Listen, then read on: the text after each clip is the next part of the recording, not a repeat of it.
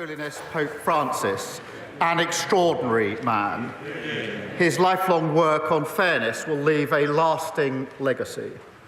And people of all backgrounds and beliefs were inspired by his humility and his compassion. And I think the outpouring of grief and love that we've seen in the last 2 days or so shows the respect and admiration that we've held in around the world. Mr. Speaker, I will attend his funeral on Saturday and pay tribute to his courage and to his leadership. May His Holiness rest in peace. Mr. Speaker, may I also wish everyone in England a very happy St George's Day. There is a lot to celebrate: our history, our values and our culture. Mr. Speaker, this morning I had meetings with ministerial colleagues and others. In addition to my duties in this House, I shall have further such meetings later today. Steve Darling. Thank you, Mr. Speaker, and may I also wish the Chamber a happy St George's Day. After a cost of living crisis overseen by the previous chaotic Conservative government, many in the tourist industry in Torbay believed that they had weathered the storm, as they had believed in Devon and Cornwall. However, with the government's NIC hikes and effective jobs tax, many in the tourist industry in Torbay fear that this could be the last nail in the coffin of some of those businesses. So in light of this summer, will the Prime Minister give me the pleasure of showing him round Paynton Zoo and seeing this outstanding, amazing tourism attraction in Torbay, one of many across the west of England who are sadly being massively impacted by this jobs tax? Go on. Well, Mr. Speaker, that's very... Well, look, may I start by wishing Jenny, his guide dog, a very happy birthday, I think, for yesterday. 6 years old, although she doesn't look particularly interested in my answer, I have to say. Mr. Speaker, look, I do recognise the importance of tourism to his beautiful constituency. I've been there many times, worked there for a short time, driving growth and creating jobs. We've announced a new Visitor Economy Advisory Council, which will work with business to deliver a new strategy focused on supporting growth and the tourism industry. Visit Britain has also launched a new international marketing campaign to showcase Britain's incredible heritage, culture and landscapes. And I know the Minister of Tourism will be happy to keep him updated. Charlotte Little. Thank you, Mr. Speaker. The Criminal Injuries Compensation Scheme hasn't been uprated with inflation since 2012, meaning compensation for victims of violent crime, including rape and child abuse, is worth less than half what it was then in real terms. The consultation response published before Easter said there wasn't the money to look at changing the scope, tariffs or time limits, despite expert advice and the recommendations of the ICSA review. So will the Prime Minister commit to properly funding the Ministry of Justice to do this vital reform work so victims and their needs can become a priority instead of an afterthought? Well, Mr. Speaker, the honourable friend knows my personal commitment to delivering justice for victims of crime who've been completely failed over the last 14 years. We are improving access to compensation through better online systems and equipping staff with the skills they need to better support victims. We are, of course, also consulting on a revised Victims Code that will increase the powers of the Victims Commissioner to ensure more accountability, and I'm happy to ensure that she meets the relevant minister to discuss those issues. We now come to the Leader of the Opposition, Kemi Badenoch. Mr. Speaker, can I also wish everyone a happy St George's Day? And can I also associate myself with the remarks about the passing of His Holiness Pope Francis on Easter Monday? Being married to a Catholic, I know the profound loss for millions in Britain and across the world. Mr. Speaker, does the Prime Minister now accept that when he said that it was the law that trans women were women, he was wrong? Well, Mr. Speaker, let me be clear. I welcome the Supreme Court ruling on this issue. It brings clarity and it will give confidence to women and, of course, to service providers. The Equality and Human Rights Commission will now issue updated guidance, and it's important that that happens and that all service providers then act accordingly.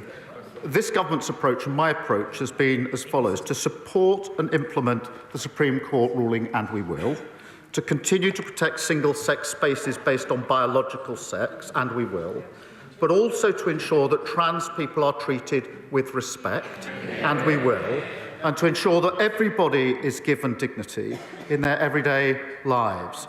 I do think this is the time now to lower the temperature, to move forward, and to conduct this debate with the care and compassion that it deserves. And I think that should unite the whole House.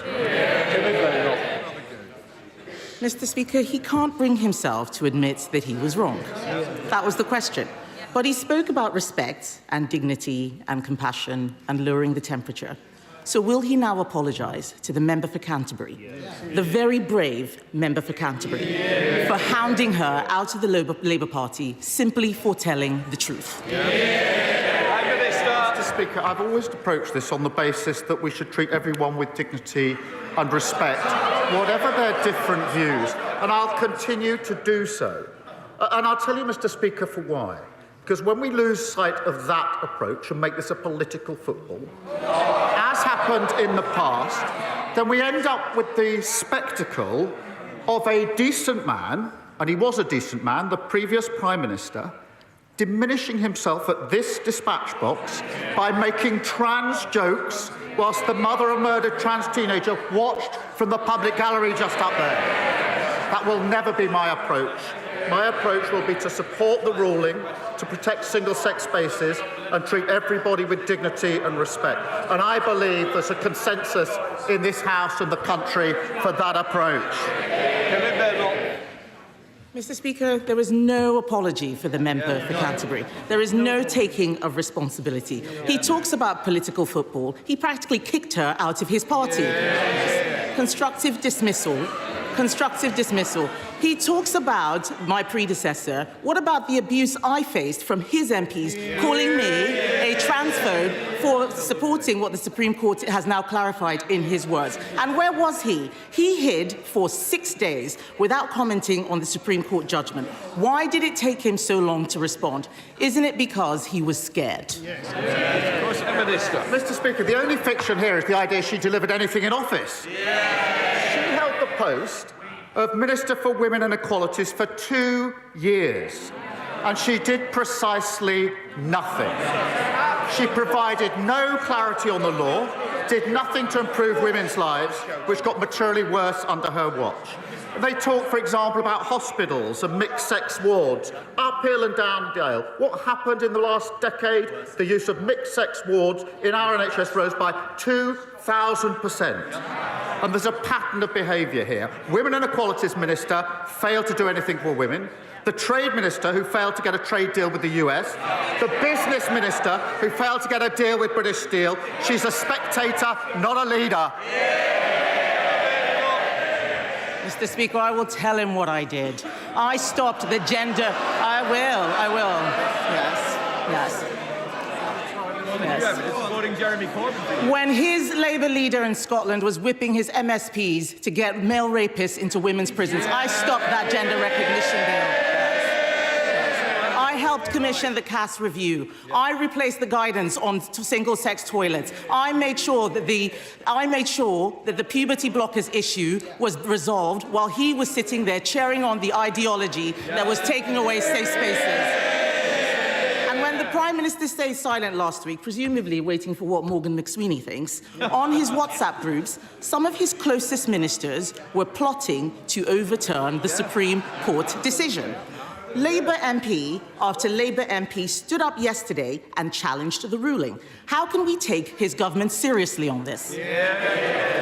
Well, I think the WhatsApp group you should be worried about is the one of his shadow Justice Secretary. And Mr. Speaker, the mask has slipped just 1 week before the elections because the shadow Justice Secretary is not here.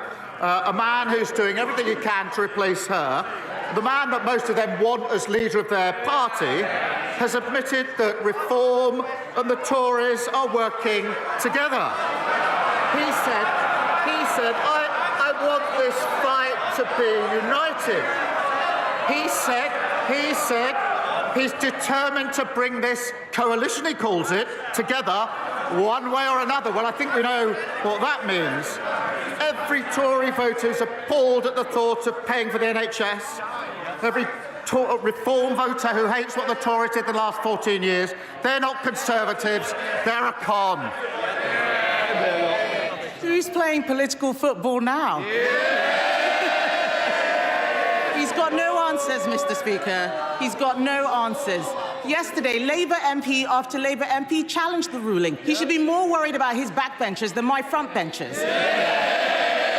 His Labour ministers called the chair of the Equality and Human Rights Commission appalling. Baroness Faulkner's role is critical to enforcing the court's judgment. She has had to put up with relentless abuse, not just from his front bench, but from activists and ideologues. Reappointing her will be a clear sign that he is taking this issue seriously. So will he commit to reappointing Baroness Faulkner when her term expires this year? Well, Mr. Speaker, I've always said the debate should be conducted properly on the principles of debate. I've said it many, many times. But I would remind the Leader of the Opposition that when they were in government, violence against women and girls reached record highs, rape prosecutions fell to record lows, and millions of women were left stuck on NHS waiting lists, unable to get the health care that they needed. Under this Labour government, NHS waiting lists down by more than 200,000, domestic abuse specialists in 999 control rooms. We've strengthened access to maternity pay, something she calls excessive. She talks about political footballs, but a coalition between Reform and the Tories being formed behind her back. We know what that means when the Shadow Justice Secretary and the member for Clacton cook up their joint manifesto. NHS charging a pro-Russia foreign policy, enter workers' rights. Just as the Love government lost control of the economy, the borders and health, in 6 short months, she's lost control of her party. Mr. Speaker, he's clearly so uncomfortable talking about this subject. Yes. This is a choice between a Conservative Party that stood up for common sense and a Labour Party that bent the knee to every passing fad. This is a question about moral courage, Mr. Speaker, about doing the right thing even when it is difficult. And the truth is, he doesn't have the balls. The Prime Minister only tells people what they want to hear. He only tells people what they want to hear. He is a weather vane who twists in the wind. He cheered an ideology that denied safe spaces to women and girls because he thought it was cool to do so. He hounded a brave female MP out of his party for telling the truth he accepts now. And now he is hiding behind the Supreme Court judgment. And isn't that because he doesn't know what he actually believes? I can only assume that sounded better when she did it in the mirror earlier on. But the truth is, it doesn't really matter what the Leader of the Opposition says, because nobody believes, none of them, that she's going to lead them into the next election anyway. It's going to be the Shadow Justice Secretary. He's away plotting, that's why he's not here today, Mr. Speaker. And the member for Clacton fighting over the bones of the Tory party. And they think Reform are going to give them their votes without changing their policy. Absolutely no way. The member for Clacton's going to do what he always does, eat the Tory party for breakfast. Thank you, Mr. Speaker, and can I wish you and the House a happy St George's Day as well. I recently had the pleasure to visit the National Gas Operations in Peterborough, where the company was announcing a £350 million investment in the UK, including 100 new jobs at least in my constituency. This investment will make Peterborough the centre of the nation's core gas and hydrogen network. But one of the big challenges that infrastructure projects like this face is the lack of available skills and training for young people. So can I ask the Prime Minister what more he can do to boost apprenticeships in places like mine and ensure we create the opportunities this country so desperately needs? Well, can I thank my honourable friend? The net zero transition is a huge economic opportunity for this country, despite the naysayers on the opposition benches. And we've had almost £44 billion of investment since July. and that will deliver jobs across the country, including in his constituency. Investment, presumably, they don't want. We're ensuring we've got skilled workers that we need, launching the Skills England and our new growth and skills offer to encourage even more apprenticeships, and supporting industry-led plan for hydrogen to deliver the workforce needed for the industry of the future. Sir David, Leader of the Liberal Democrats. Thank you, Mr. Speaker. Can I also wish the House and the country a happy St George's Day? And can I join the Prime Minister in paying tribute to the late Pope Francis? As a Christian myself, I found his compassion absolutely inspiring, and my prayers are with Catholics in the UK and across the world who will feel his loss particularly deeply. Mr. Speaker, I've raised with the Prime Minister before the issue of North Devon District Hospital. The last government promised to rebuild it, as they did hospitals across the southwest in places like Torbay and Musgrove Park. Unfortunately, they broke that promise, leaving appalling conditions like sewage leaks and patients being treated in corridors. So will the Prime Minister reconsider his decision to further delay the construction of new hospitals and ask his MPs to vote for our motion today for new hospitals?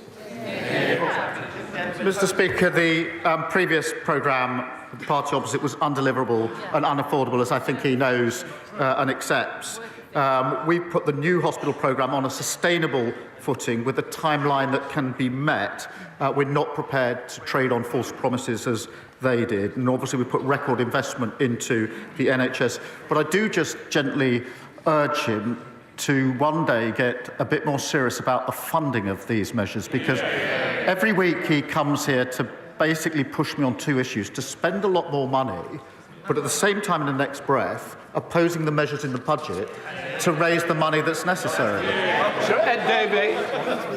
Mr. Speaker, unlike the Prime Minister, we had a funded programme at the election. And I'm disappointed with his reply, and I hope he'll actually visit some of these hospitals to see the urgent need for rebuilding. Mr. Speaker, at Merton Mead Farm in Oxfordshire last week, I saw world-class British beef farmers at work. Farmers want him to be careful in any trade deal with President Trump. They were let down by the Conservatives' appalling trade deals and worried that a bad US deal could see American agribusiness undercut them with inferior meat. So will the Prime Minister guarantee a vote in this House on any trade deal that he agrees with the United States? Well, he raises a really important point of real interest and importance to farmers. We will negotiate, as he would expect, in the national interest and uphold the highest animal welfare standards. We are making progress on that, and then there'll be a process if a deal is reached. Catherine Atkins.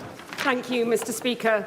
This time last year, train manufacturing at Alstom in Derby was grinding to a halt. On a single day, workers with a combined welding experience of nearly 1,000 years walked out of its doors. But the whole city came together with crucial backing from this Prime Minister. And what a difference a year makes, with Alstom saved and set to host the greatest gathering to celebrate 200 years of rail, and our railways coming back into public ownership with the headquarters of Great British Railways in Derby. Will the Prime Minister agree that with Labour we are back on track? Well, Mr. Speaker, she's a fantastic champion for Derby. She's right, whether it's the workforce I met at Alstom or the workers at Hitachi in County Durham.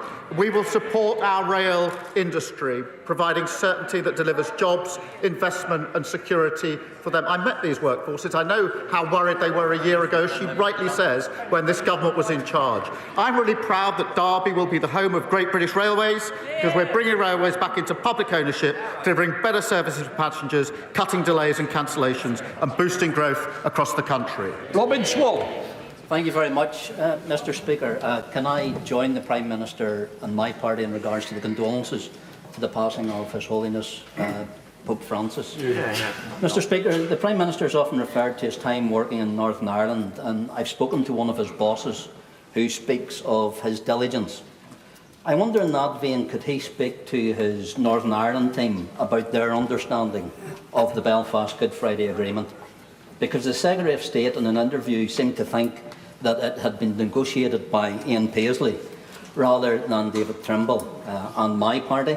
His Northern Ireland Minister has said at the start of this week that the future of Northern Ireland as part of the Union is dependent on opinion polls, and she wasn't sure if she was a unionist.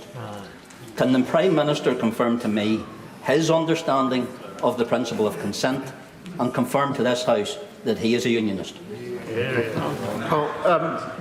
I thank him for that question, and I did work in Northern Ireland for 5 years and therefore appreciate firsthand how important these issues are. And it was a very formative period for me in terms of my career and my thinking. The Good Friday Agreement is one of the proudest achievements of the last Labour government. I pay tribute to everybody who helped bring that around, because, as he will know and other members will know, it was such an important moment in the history of the conflict. And I absolutely stand full square behind the principles, some of which I was doing my part to help implement when I was working in Northern Ireland. They will always drive me on the issues that he raises with me. Andy MacDonald. Thank you. Happy St George's Day, Mr Speaker, and may I associate myself with the Prime Minister's remarks about Pope Francis. Mr Speaker, after 14 years of Conservative government, too many of my Middlesbrough and Thornbury East constituents live on low incomes or in real poverty. I very much welcome the employment support proposals in the Welfare Green Paper, but the government has to be clear about the real opportunities it's offering more than 3 million families who it says will lose out financially as a result of this package. So before asking MPs to vote, can he confirm that we will see fresh OBR analysis, evidence on who will be affected by the PIP changes, and the government's own assessment of the employment impact of its measures? And will he confirm that this policy will not result in increased experience of poverty? Well, Mr Speaker, we are reforming a broken system, the system that we inherited, and I think most people accept that it needs reform because it traps people in unemployment and inactivity, and we need to reform it for that reason. The principles will be that we will provide support where support is needed. Where people do want to get into work, we will help them into work. The current system operates against people getting into work who want to make that transition, and that if you can work, you should work. Moving into work is what halves your risk of being in poverty, and that's why we've invested £1 billion in tailored employment support. And of course, we're introducing a new premium for those with the most severe lifelong disabilities who will never be able to work. Roberts. Last week, former steelworkers in Port Talbot watched in dismay as this government deemed their livelihoods worth less than those in Scunthorpe. FOIs reveal that the UK government doesn't know how its funding for reskilling workers in Wales is being used, or even how many people are being retrained. We know concerns have been raised by the Transition Board. If this government can't explain how it's helping Port Talbot's laid-off workers to build a future through reskilling, why shouldn't those workers then come to the logical conclusion that Labour has abandoned them? She raised a really important issue in relation to Port Talbot. I've visited a number of times and heard firsthand from the workforce there. And she may or may not know that even in opposition before the election, I was talking to the owners to try to persuade them to delay their decisions because I knew an election was coming. That's how important I thought it was. I would remind her that at the same time, the then Prime Minister refused to pick up a call to the First Minister to even discuss the issue. I took a different approach because I realised just how important it was. I would remind her, because she compares it with the decision we took last week, that the blast furnaces were turned off in January of last year, the coke ovens in March 2024, and therefore that was before the election. That was the very thing I was trying to ensure didn't happen for reasons that she and the workforce will understand, and I was talking to the workforce throughout that. What we've been able to do there since then is to negotiate an improved deal with Tata, and we did that within 10 weeks. Better terms for the workers, and we're working hard to maximise opportunities from the £1.25 billion investment in electric arc furnace, and supporting those with job losses with £80 million of funding to learn new skills, supply chains and protect communities. But I mean, she talks about protecting working people, but she voted against the biggest settlement, devolution settlement, since devolution. That includes more money for public services, including the NHS, and they voted against it. Can I commend the Prime Minister and his government for the action taken so far to reform the NHS in England, making it fit for the modern day with improved technology, more GPs and appointments and waiting lists cut for consecutive months. However, it is deeply unfortunate that in Scotland we have an SNP government that has made the political choice to waste taxpayers' money on vanity projects, flawed legislation and failed court cases rather than focus on improving our health service. Does he agree with me that the people of Airdrie and Shotts, who have been promised a new hospital for almost a decade, deserve far better than suffering and pain on waiting lists and receiving treatment in crumbling buildings as a direct consequence of SNP incompetence? My honourable friend is a real champion for Airdrie and Shotts, and over 60,000 Scots have been stuck waiting for tests or treatments for over a year. That's a 46% rise in 1 year. And yet almost 50,000 fewer operations have been carried out compared with before the pandemic. And compare what the SNP are doing with what we're doing here in England. We've driven down waiting lists within 6 months, 6 months' worth of reductions in a row with over 3 million extra appointments. Scotland's NHS urgently needs change, but the SNP has no strategy, no plan and absolutely no ideas. Thank you very much, Mr. Speaker. The danger posed by China to our national security is self-evident.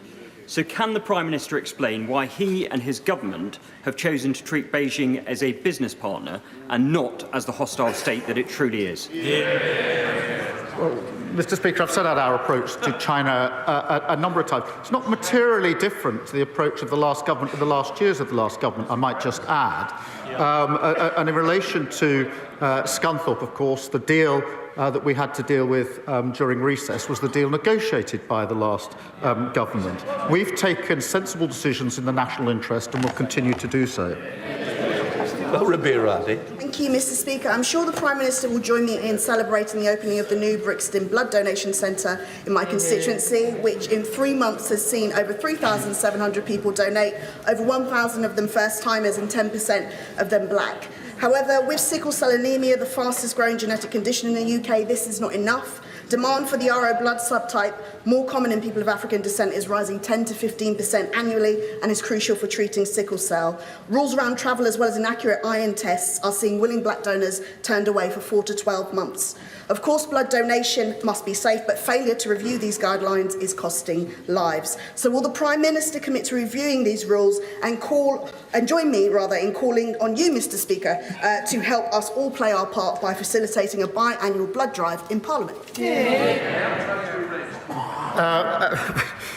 Well, I'll leave that to you, Mr. Speaker. I think it's from me to suggest that you donate your blood. Well, I'm sure you do, and we can support this jointly. And actually, across the House, we should take that up under your leadership, Mr. Speaker. But let me join her in welcoming the new Brixton Blood Donor Centre and the life-saving support that it provides. Increasing donor diversity is a priority for the NHS. And we're working to increase road blood donations by engaging with communities who are more likely to have this blood type.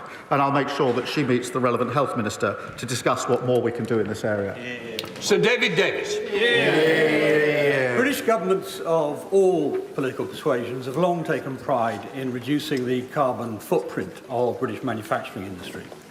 Unfortunately, in too many cases, and too much of it, of this so-called reduction has been achieved by driving British industry abroad to other countries, like China and India, that actually use more carbon to produce the same product. British steel is just the latest of this, which is bad for the global environment and also disastrous for the British economy. And this is against a background of European carbon policies that have failed over 20 years.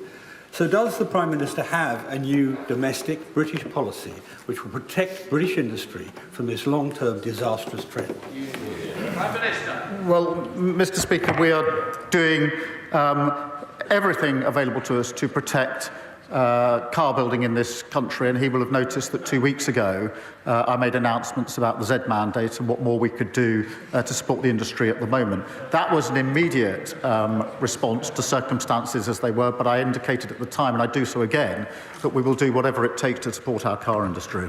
Mr. Speaker, my constituent Billy spent months trying to see a GP to investigate his symptoms.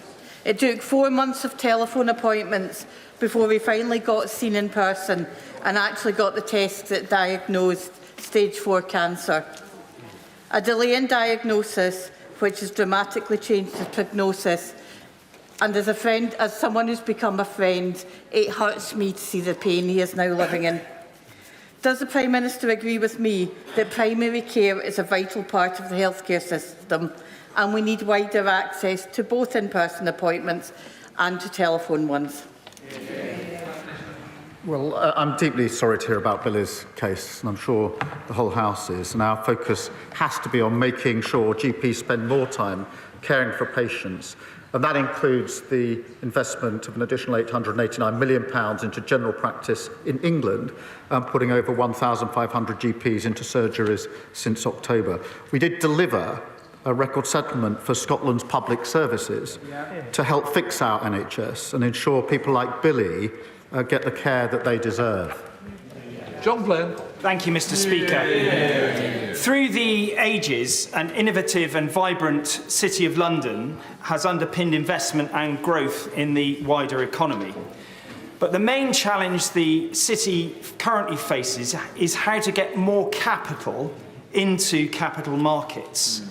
Now, I believe, and many believe, that London can gain new momentum if the government takes bold action to challenge and empower those who steward our pension assets to do things in new ways. So I ask the Prime Minister, following the decision of the Chancellor to offer continuity of leadership at the FCA, will he convene an urgent number 10 summit with city leaders and the regulators to reset and to maximise the chances that the city can lead economic growth and recovery in these times of grave uncertainty and turmoil?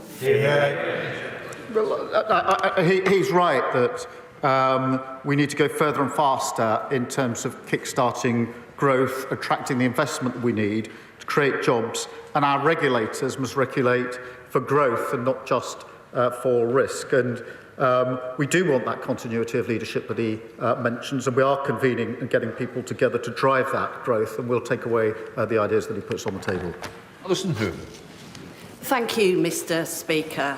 Proposed changes to personal independence payments mean that people who require various levels of support due to lifelong conditions such as learning disabilities will not meet the new eligibility criteria. However, the Green Paper introduces a group of people with lifelong conditions who will not be subject to reassessment. Can the Prime Minister confirm that people with a learning disability, which is a lifelong condition that will not change, will be included in the group of claimants who will not be subjected to repeated reassessments? Well, thank her for her question. I know this means a lot to her. We're clear on the principles for reform, protecting those with the most severe disabilities who will never be able to work, as she references, and making sure people with the most severe disabilities and health conditions will never face the prospect of being constantly reassessed again. We are making sure that extra financial support is based on the impact of health condition or disability, not the capacity to work, and I can reassure her we're carefully considering options for transitional protection. Dave Dugan. Thank you, Mr Speaker. His Chancellor's economic policies started off badly and have headed rapidly downhill from there. His Energy Secretary's policies ensure that energy-rich Scotland lives under the highest domestic and commercial energy prices in the world, and his Foreign Secretary provides diplomatic cover for the atrocities committed in Gaza by the IDF, to the horror of the people of Scotland. This is just one, but he is the incompetent in chief who refuses to bring his ministers into line. Just one of the reasons that independence enjoys an 11-point lead over remaining in this dysfunctional, broken Brexit Britain. Does he understand why the people of Scotland are so dissatisfied with the latest iteration of dysfunctional British rule in Scotland? Does he understand the electorate in Scotland answered that question in July of last year? I remember there used to be quite a few of them sitting around here. Now it's a distant cry from up there. Final questions, Sultan. Thank you, Mr Speaker. Last week, humanitarian law organisations applied for an arrest warrant for Israeli Foreign Minister Gideon Saar over alleged war crimes in Gaza, including the siege of Kamal Adwan Hospital and the torture of its director, Dr Hussam Abu Safir. Yet the red carpet was rolled out. Saar has justified blocking vital humanitarian aid into Gaza, backed the illegal annexation of Palestinian land and rejected a Palestinian state. The Prime Minister is a human rights lawyer, so surely he knows that the UK has a legal duty to uphold international law. Why then did he block the arrest of an unindicted war criminal? I didn't. Right, that completes Prime Minister's questions. Well, there we have it. The first Prime Minister's questions after the Easter recess. Our political editor, Beth Rigby, is here. What do you make of it? Well, it was pretty ill-tempered, wasn't it? And it was what we expected. Kemi Badenoch believes she's on very safe ground. She has consistently spoken up for the protection of single-sex spaces. And she used Prime Minister's questions to repeatedly challenge Keir Starmer on what he has said in the past. Her opening question was, do you now concede that when you said a trans woman is a woman, you were wrong? She was, of course, relating to the Supreme Court ruling last week that an adult definition of a woman is an adult biological female. And Keir Starmer did what I expected he would do, which is what he said yesterday, which was that he respected the ruling of the court and that he wanted to take down the temperature on this debate, conduct it with, I quote him, care and compassion. That's what it deserves. And Badenoch kept going back to say the Prime Minister was wrong. And she used this to build up an argument saying that he doesn't lead, he shifts like a weather vane,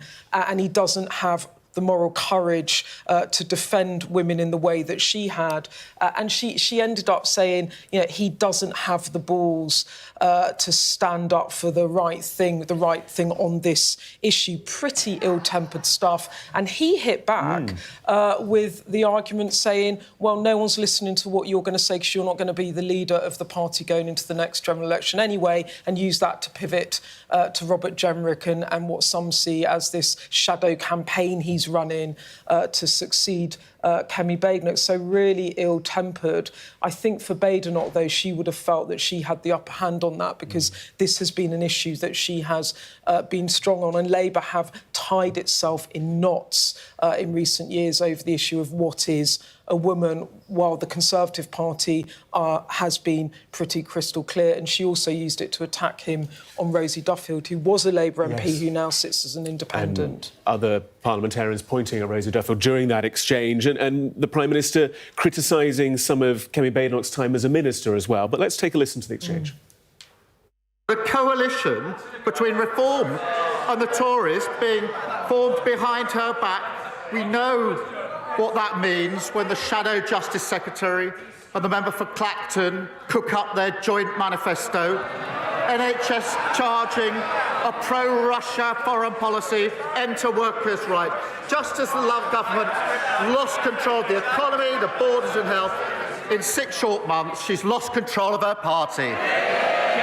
clearly so uncomfortable talking about this subject. Yes. This is a choice between a Conservative Party that stood up for common sense and a Labour Party that bent the knee to every passing fad. This is a question about moral courage, Mr. Speaker, about doing the right thing even when it is difficult. And the truth is, he doesn't have the balls.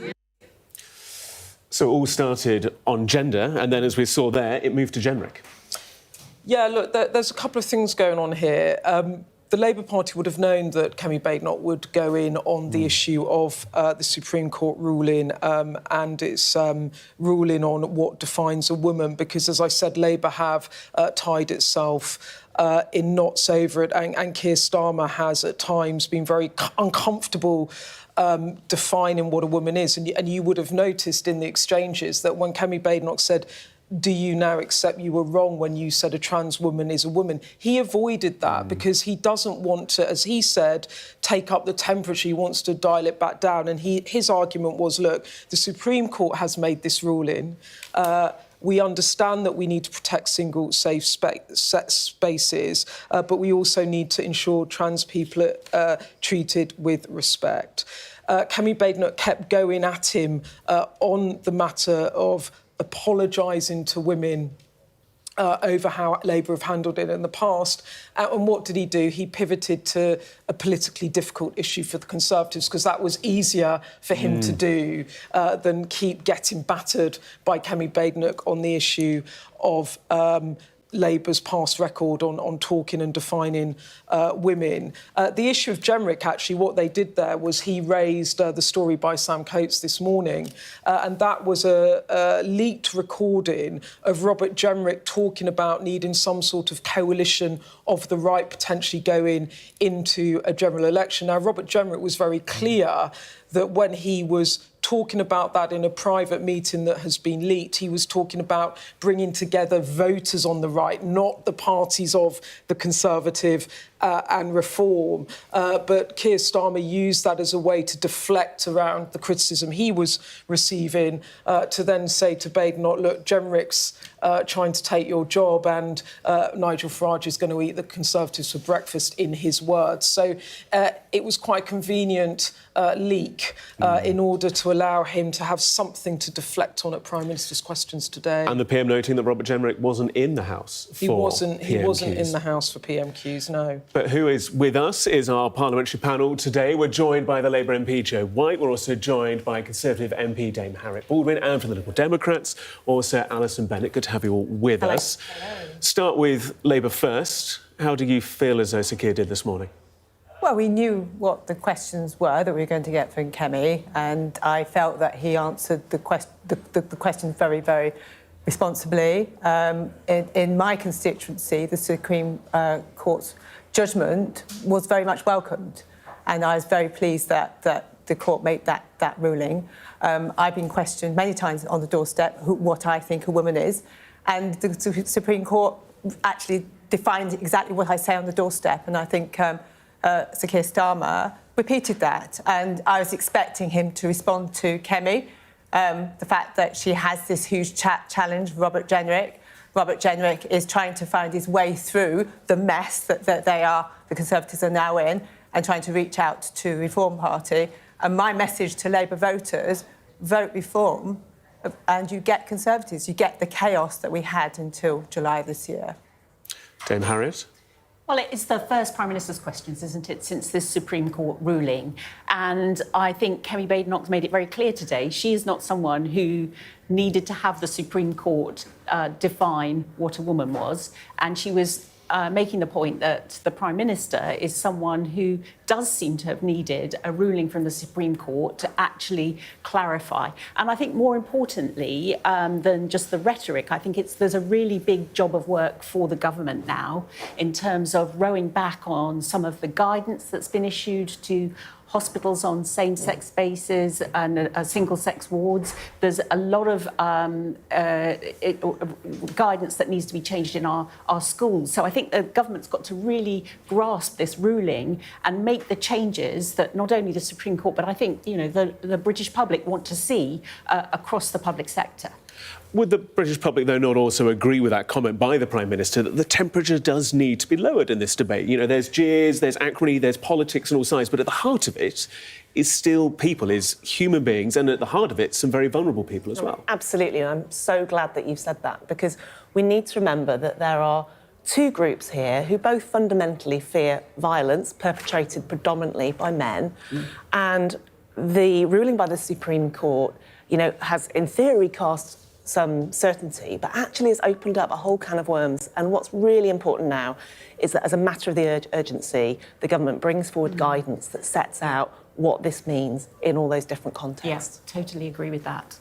I mean, just to bring that up, because actually, in some ways, the Supreme Court ruling has not ended this debate. In fact, it's opened it up and brought it to the fore, because whilst biological spaces are, or same-sex spaces are now protected, the court also said that the rights of trans people needed to be protected. I mean, Harriet, when you talk about guidance, and how do you think the government should proceed? Would you like to have third spaces, for example, in hospitals where trans people can go? I mean, how do you see this evolving? Yeah, I think it's just got to be made clear across all these spaces in the public realm. You mentioned hospitals, that's a very important part of it. Schools is a very important part of it. Exactly what this ruling means, and that will mean that if you choose and want to be in a single-sex space as a woman in prison, you shouldn't expect to have that decision, or in hospital, or in school, you shouldn't expect to have that decision overridden by the public authorities. That's what the Supreme Court ruling says. And yes, I completely endorse the point that's being made about every individual deserves to be treated with respect. But for some people, that will mean that they want to ensure that if they're in a single-sex ward, that is for women only.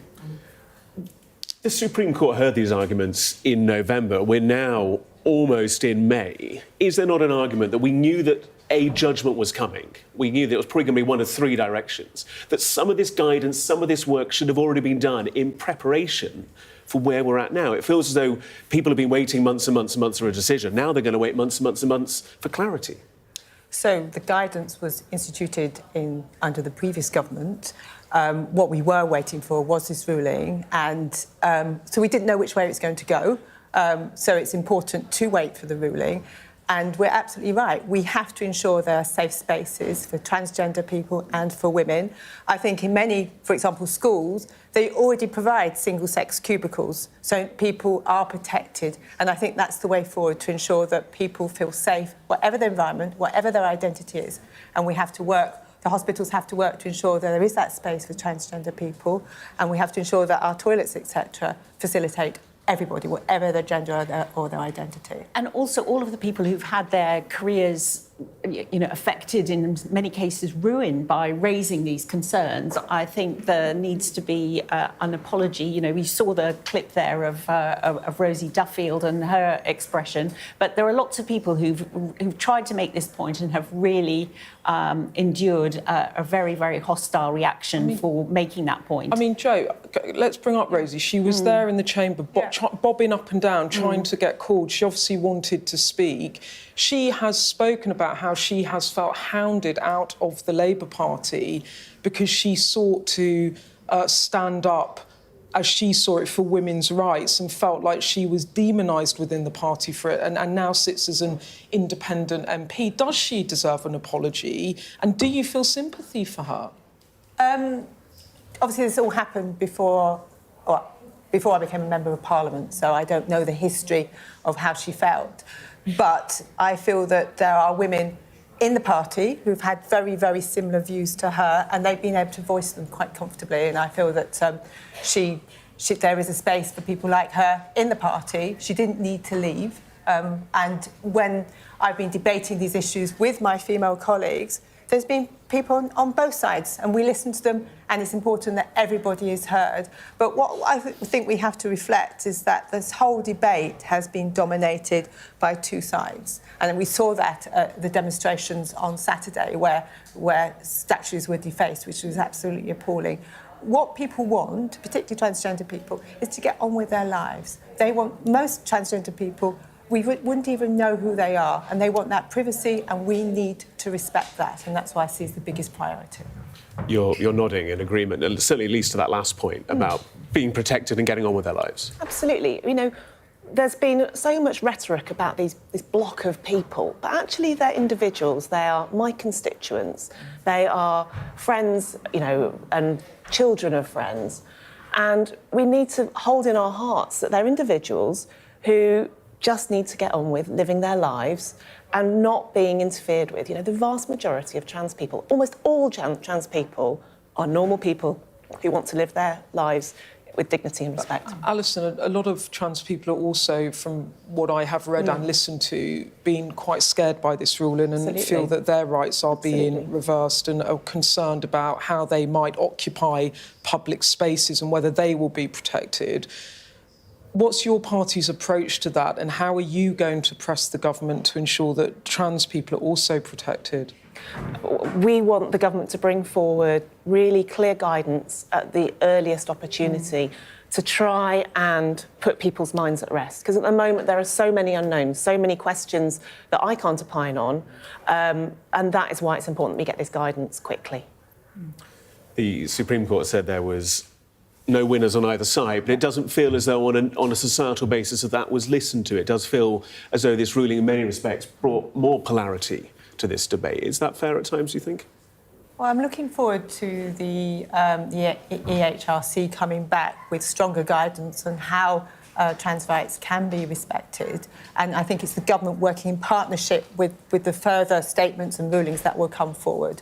And we have to ensure that people are supported, whether there are women who need that single-sex space, or whether they're transgender and need their identities respected, because they have equal rights as well. That they have a protected identities, and we have to ensure that everybody in the society works together. And it is hard work, and it will cost money, but we have to ensure that those spaces are respected.